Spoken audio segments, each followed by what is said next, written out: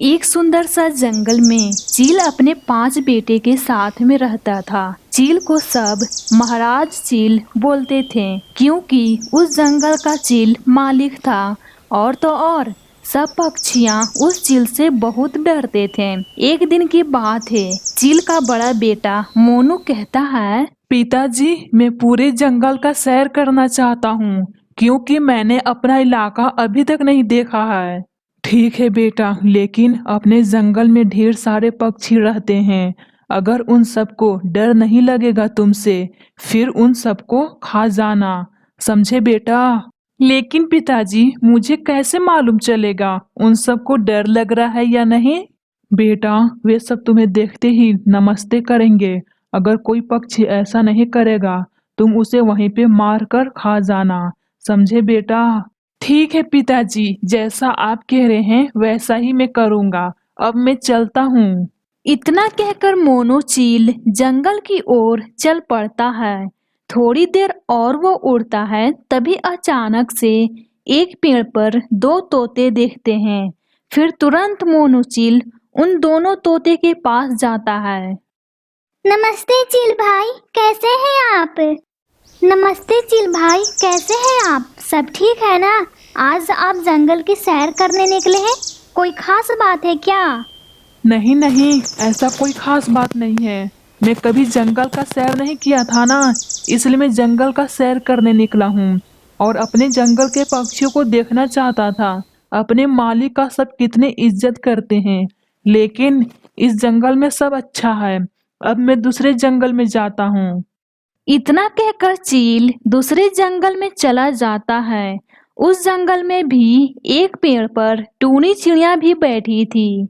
ये देखकर मोनू चील तुरंत उस पक्षी के पास जाता है। कैसी हो तुम? सब ठीक है ना इस जंगल में? हाँ हाँ चील भैया, सब ठीक है। आप कैसे हो? मैं भी ठीक हूँ। अब मैं चलता हूँ अपने जंगल में। तुम लोग अपना ख्याल रखना। और हाँ, इसी तरह हम सब चीलों की गुलाम करते रहना। आई बात समझ में? हाँ हाँ चील भैया, बात मुझे समझ में आ गई है। आप चिंता मत करो, जंगल के जितने सारे पक्षी हैं, हम सब आप चीलों के गुलाम हैं। आप बेफिक्र रहिए, आपको शिकायत का मौका बिल्कुल भी नहीं मिलेगा चील भैया। जैसा तुम कह रही हो वैसा ही हो। अगर कुछ भी शिकायत मिला, एक एक कर सब पक्षियों को खा जाऊंगा। ये बात तुम सब याद रखना। शिकायत का मौका बिल्कुल भी नहीं मिलना चाहिए। खैर, ये सब बातें छोड़ो, अब मैं चलता हूँ। फिर कभी आऊंगा जंगल की सैर करने और तुम सबको देखने किस तरह से हम सब चीलों की गुलामी करते हो। इतना कहकर मोनू चील अपने जंगल में वापस आ जाता है। मोनू बेटा, जंगल कैसा लगा? सब पक्षियों का डर था ना? हाँ पिताजी, सब पक्षियों का डर लग रहा था और देखते ही मुझे सब नमस्ते कर रहे थे। चलो, ये सब सुनकर मुझे खुशी मिली। और हाँ बेटा, तुम सबको किसी से डरने की कोई जरूरत नहीं है क्योंकि हम सब इस जंगल का मालिक हैं। अगर डर लगना चाहिए तो उन पक्षियों को लगना चाहिए। समझे तुम सब? हाँ पिताजी, हम सब भाई अच्छे से समझ गए हैं। तब ठीक है, अब रात होने वाली है, चलो सब सो जाते हैं। हम सब बहुत ज्यादा थक गए हैं। फिर सारे चील सो जाते हैं। फिर थोड़ी देर में दिन हो जाती है। इधर सारे पक्षियां एक जगह बैठकर सारे चीलों को मारने के लिए बातें कर रहे थे। टूनी बहन, तोते बहन, इन सारे चीलों को कैसे खत्म करेंगे? ये सारे चील जीना हराम कर दिया है। अगर इसी तरह हम चील की गुलामी करते रहें, देखना तुम सब, ये सारे चील मिलकर हम सबको खा जाएंगे। इससे अच्छा होगा कि कुछ उपाय निकाले इन सारे चीलों को मारने के लिए। हाँ कबूतर बहन, तुम सही कह रही हो, इन सारे चीलों को मारना होगा, तब जाकर नींद में नींद आएगी। हम सबको कुछ ना कुछ करना ही होगा, लेकिन करेंगे क्या? ये सारे चील जीना हराम कर दिया है। टूनी बहन, कबूतर बहन, मेरे दिमाग में एक सुझाव है, क्या मैं बोलूं? हाँ तोते बहन बोलो, इन सारे चील को हम सब कैसे मारेंगे? क्यों ना हम लोग बर्थडे पार्टी रखें और उन सारे चीलों को बर्थडे पार्टी में बुलाकर और खाने में जहर मिलाकर उन सारे चीलों को मार डालेंगे। ये कैसा सुझाव है? ये तो सही है, लेकिन वे सारे चील केक थोड़ी खाएंगे। उन सबको तो मांस अच्छा लगता है, इसलिए तो बोल रही हूँ उन सारे चीलों को दावत पर बुलाने के लिए। और हाँ, उन सबको केक नहीं देंगे, उन सब के लिए मांस लेकर आएंगे और उन सब मांसों में जहर मिला देंगे। फिर देखना वो सब चील किस तरह से छटपटाकर मरते हैं। और एक मेरी बात सुन लो, उन सारे चीलों को खबर भी नहीं लगनी चाहिए कि उन सब के लिए हम लोग मौत के घाट उतारने वाले हैं। लेकिन वो सब बर्थडे पार्टी में आएंगे। हाँ हाँ टूनी बहन, वो सब जरूर आएंगे। हम सबको उस चील के पास जाना होगा और ये भी कहना होगा उन सब के लिए दावत में मांस रखेंगे। फिर देखना झुंड में सब कैसे आते हैं। अरे वाह तोते बहन, क्या तीखी मिर्ची जैसा दिमाग लगाया है तुमने।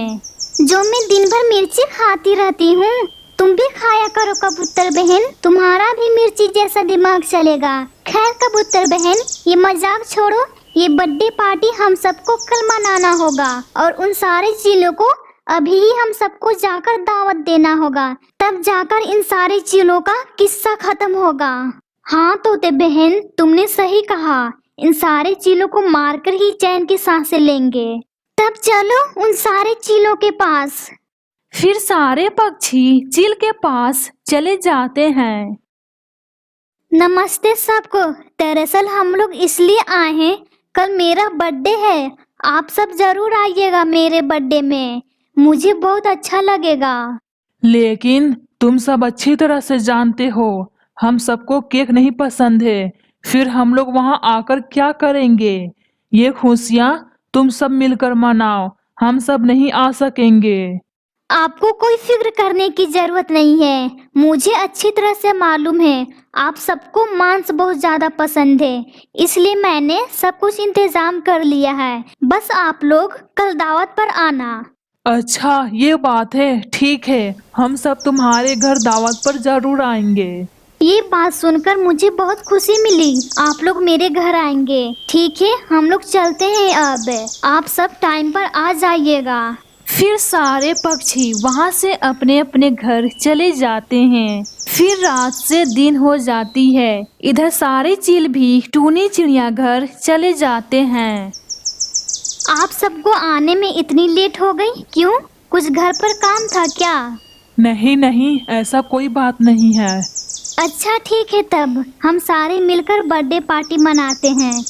फिर सारे पक्षी बर्थडे पार्टी मिलकर मना लेते हैं। चील भैया, यहाँ जगह नहीं है, चलिए मेरे घर, आप सबको वहीं दावत है, सब मैंने तैयारी कर लिया है।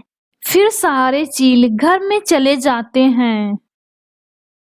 अरे वाह, क्या मांस है, ताजे ताजे। मुझे ये मांस देखकर मुंह में पानी आ गया। चील भैया, आप सब आराम से मांस खाइएगा, अगर और मांस लेना होगा आप मुझे बता दीजिएगा और मैं मांस दूंगी आप लोगों को खाने के लिए। अच्छा ठीक है टूनी चिड़िया, अब हम लोगों को मांस खाने दो। फिर सारे चील मांस खाने लगते हैं।